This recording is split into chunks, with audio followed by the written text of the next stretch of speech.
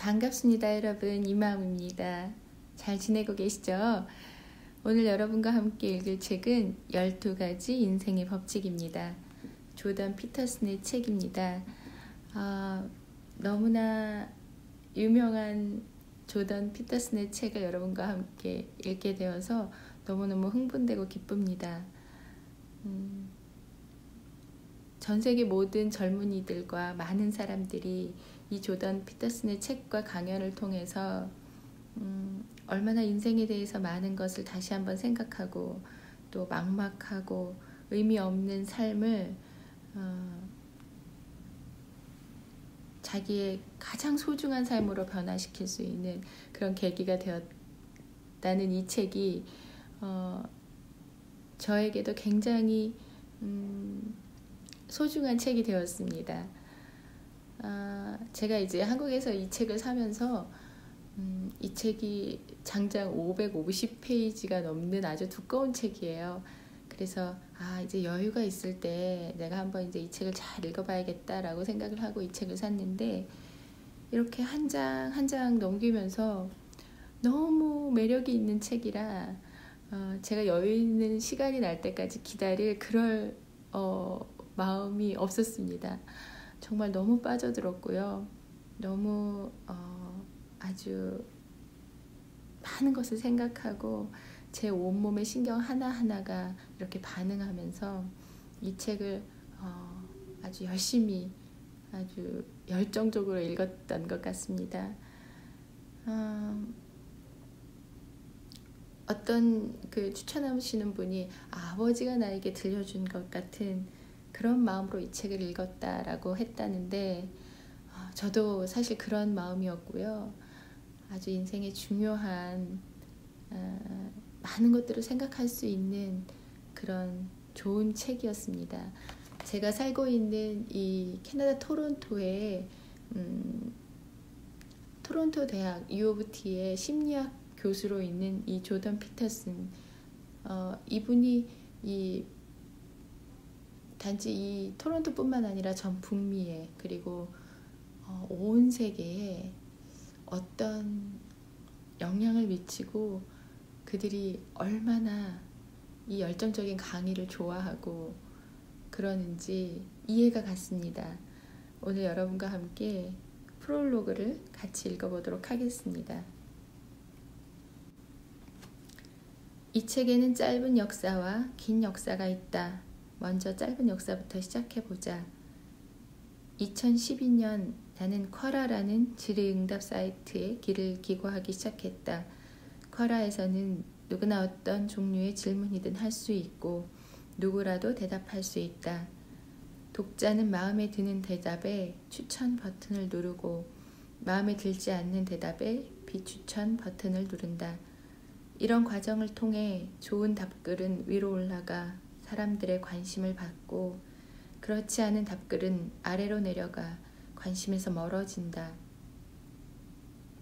당시 나는 이 사이트가 매우 흥미로웠다. 무엇보다 누구라도 자유롭게 참석할 수 있는 무질서가 마음에 들었다.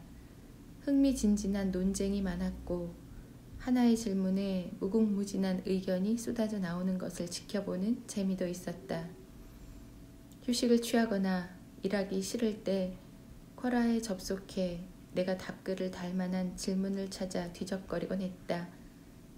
행복과 만족의 차이는 무엇인가? 나이 들수록 좋아지는 것은 무엇인가? 어떻게 해야 더 의미 있는 삶을 살 수 있을까? 등의 질문들에 대해 나름대로 진지하게 고민해보고 조심스럽게 답글을 달았다. 쿼라에서는 내가 쓴 답글의 조회수와 추천수가 얼마나 되는지 쉽게 확인할 수가 있다. 그걸 보면 내 설득 능력이 어느 정도이고 남들이 내 의견을 어떻게 생각하는지 대략 파악할 수 있다. 답변을 읽은 사람들 중 소수만 추천 버튼을 누른다. 어떻게 해야 더 의미 있는 삶을 살 수 있을까? 라는 질문에 답글을 올린 지 5년이 지난 지금 그 글을 읽은 사람은 얼마 되지 않는다. 14,000회 조회, 113회 추천. 나이 들수록 좋아지는 것은 무엇인가? 라는 질문에 쓴 답글을 읽은 사람은 훨씬 더 적다.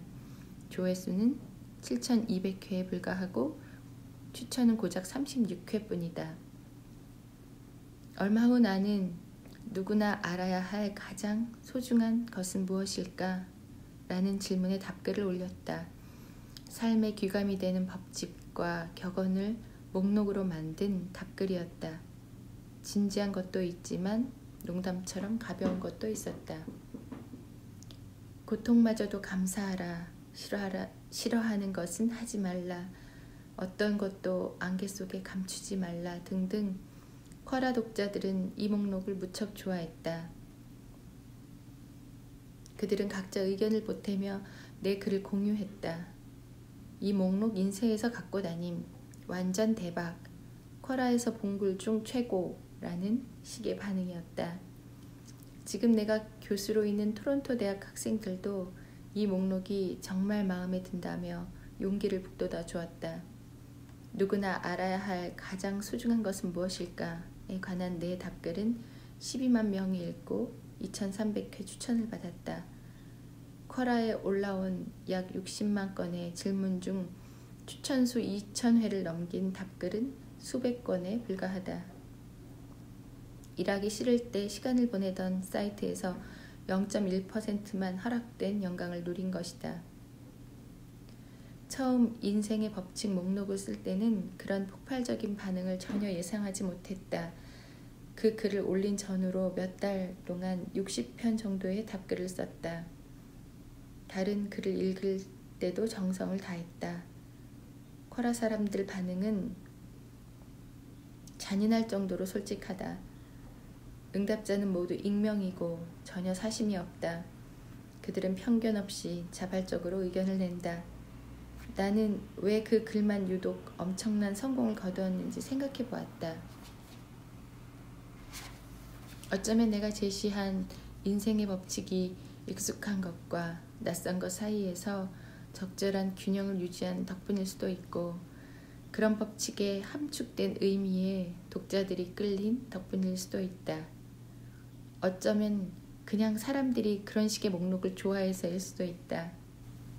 그 일이 있기 몇 달 전, 그러니까 2012년 3월 나는 한 저작권 대리인으로부터 이메일을 한 통 받았다. 그녀는 내가 CBC 캐나다 방송공사 라디오 행복의 비밀이라는 프로그램에 출연해 행복이 삶의 목표가 되어서는 안 된다고 한 말을 인상 깊게 들었다고 했다. 나는 수십 년 전부터 20세기의 암울한 면을 다룬 책을 많이 읽었고, 특히 나치 독일과 소련에 관심이 많았다. 소련 강제 노동 수용소의 섬뜩한 현실을 치밀하게 기록한 알렉산드르 솔제니치는 인간이 행복을 위해 창조되었다고 주장하는 이데올로기는 작업밤장이 휘두르는 몽둥이로 한 대만 맞아도 사라질 한심한 이데올로기라고 말한 적이 있다. 삶의 위기에 처하면 어김없이 찾아오는 고통은 행복한 삶을 위한 노력을 비웃는다. 나는 그 라디오 프로그램에서 행복을 추구하는 것보다 더 깊은 의미를 지닌 무엇인가가 필요하다고 말했다.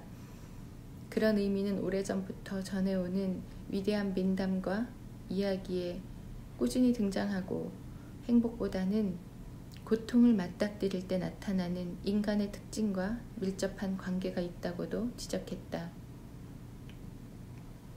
나는 1995년부터 1999년까지 하루에 3시간씩 규칙적으로 작업한 끝에 의미의 지도, 믿음의 구조라는 책을 발표했다. 12가지 인생의 법칙을 쓰기 전까지 내가 쓴 유일한 책이었다.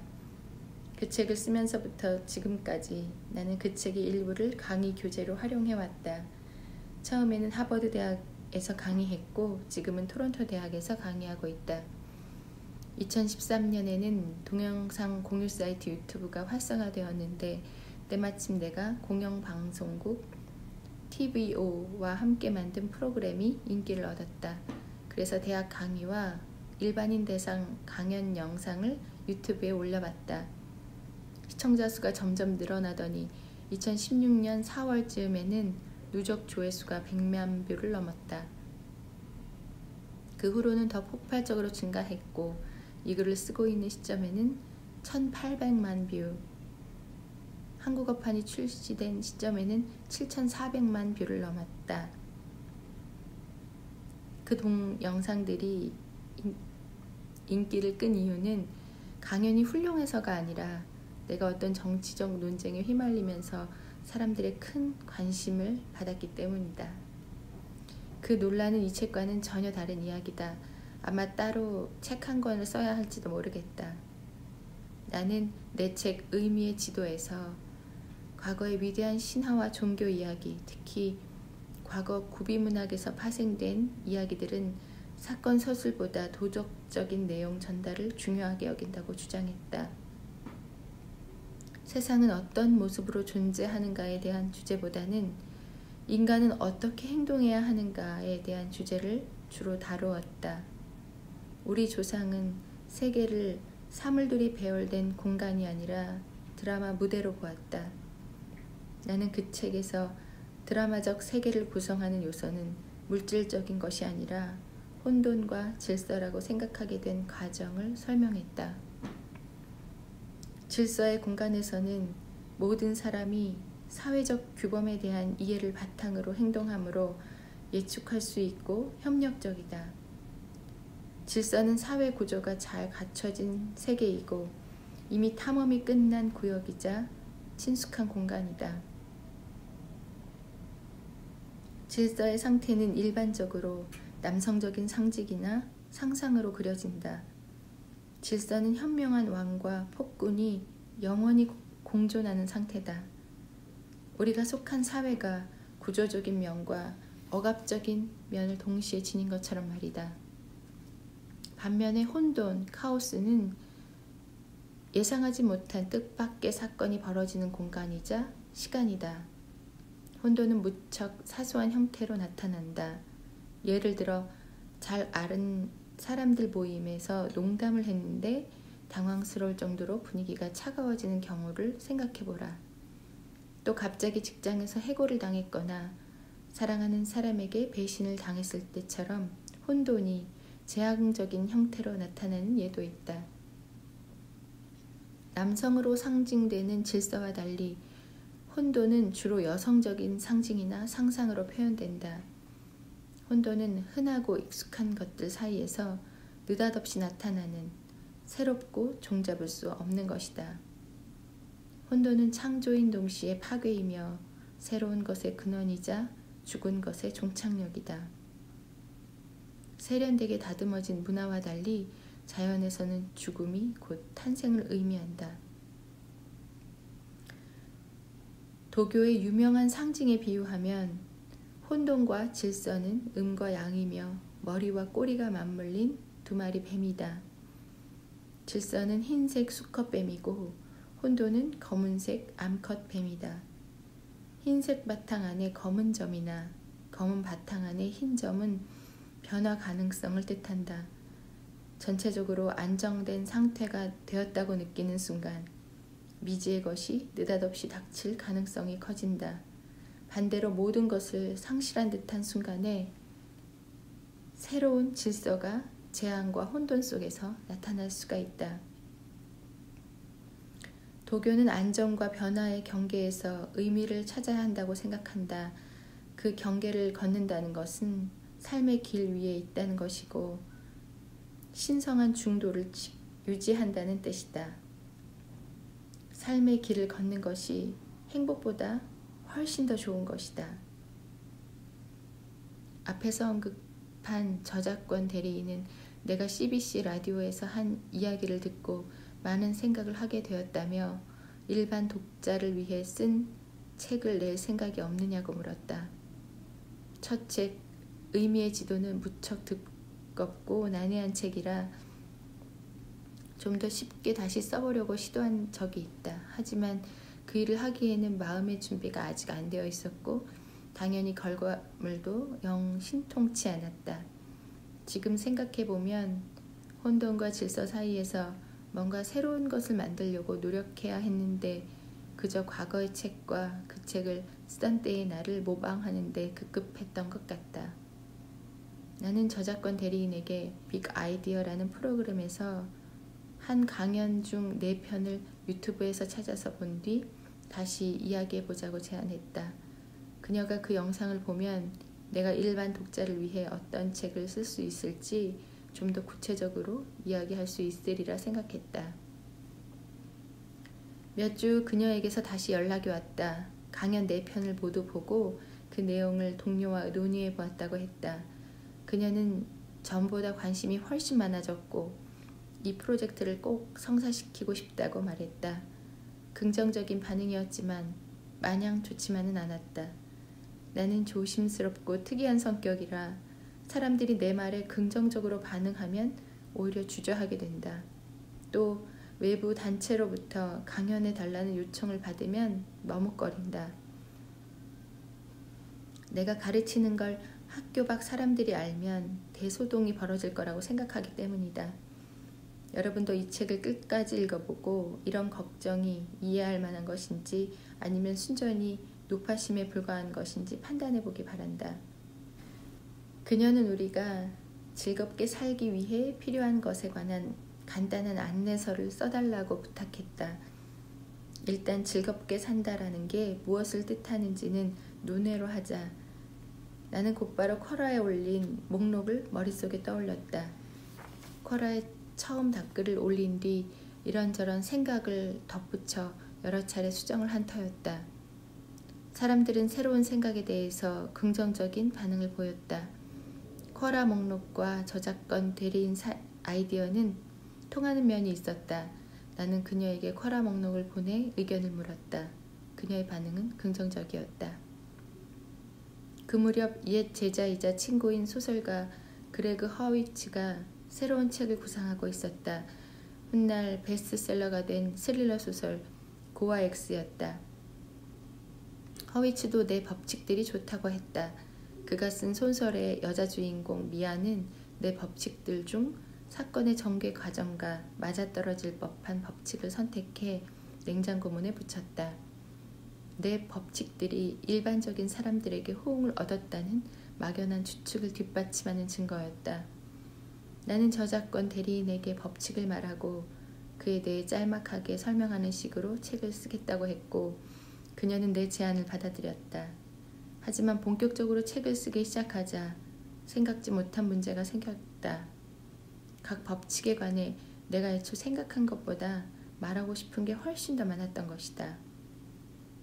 결코 간단하고 짤막하게 끝낼 수가 없었다. 내가 첫 책을 쓸 때 자료 조사를 위해 엄청난 시간을 쏟는데에도 적지 않은 원인이 있었다. 당시 나는 역사학과 신화, 신경과학과 정신분석학, 아동심리학과 시학을 공부했고 심지어 성경도 상당히 많은 부분을 다시 읽었다. 밀턴의 신라건과 괴테의 파우스트, 단테의 지옥편도 다시 읽고 꼼꼼히 분석했다. 좋든 싫든 나는 이 모든 것을 통합해 냉전시대의 핵교착 상태라는 복잡한 문제를 풀어보려고 시도했다. 사람들이 세상이 파괴될지도 모르는 위험을 감수하면서까지 신념을 지키려 한다는 사실을 이해할 수 없었기 때문이다. 하지만 신념 체제를 공유할 때 사람들은 상대를 더 잘 이해할 수 있게 된다는 점에서 신념 체계가 단순히 믿음만 아니라는 사실을 알게 되었다. 가치관을 공유하는 사람들은 상대를 쉽게 예측할 수 있다. 그들은 상대의 기대와 요구에 부응하는 방향으로 행동한다. 상대에게 무엇을 기대해야 하는지 알기에 사이좋게 협력할 수 있고 심지어 경쟁마저 평화롭게 할 수 있다. 공유된 신념 체계는 모든 사람을 단순한 잣대로 판단하게 만든다. 또한 서로를 잘 이해하는 사람들이 힘을 모아 세계를 길들이기에 세계도 단순해진다. 어쩌면 그들에게는 이런 체제를 지켜 단순함을 유지하는 것보다 중요한 것은 없을지도 모른다. 이런 체제가 위협받으면 중대한 근본이 흔들리기 때문이다. 사람들은 신념을 지키려고 싸우는 것이 아니다. 그들이 싸우는 진짜 이유는 믿음과 기대, 욕망 등이 서로 일치하기를 바라기 때문이다. 그리고 자기 기대와 사람들 행동이 일치하는 체제를 지키기 위해 싸운다. 그런 것들이 서로 일치해야 모두 생산적이고 예측할 수 있으며 평화롭게 살 수 있기 때문이다. 그래야 불확실성이 줄어들고 불확실성 때문에 생기는 고통스러운 감정의 혼돈도 줄어든다. 굳게 믿는 연인에게 배신당한 사람이 있다고 해보자. 둘 사이에 존재하던 신성한 사회적 계약이 깨진 것이다. 친밀한 관계일 때의 평화는 당사자들의 세심한 약속으로 만들어진다. 하지만 그 평화는 약해서 언제든 깨질 수 있다. 행동은 말보다 힘이 세다. 배신이라는 행위는 강력한 힘으로 평화를 파괴한다. 배신당한 사람은 자신과 배신자에 대한 혐오와 경멸, 죄책감과 불안감, 분노와 두려움 같은 끔찍한 감정에 사로잡힌다. 갈등은 피할 수 없고 때로는 치명적인 결과로 이어지기도 한다. 공유된 신념체계는 이런 강력한 감정을 통제하고 관리한다. 혼돈과 공포 그리고 그로 인한 갈등과 다툼에서 우리를 구해줄 무엇인가를 지키기 위해 싸우는 것은 당연하지 않은가.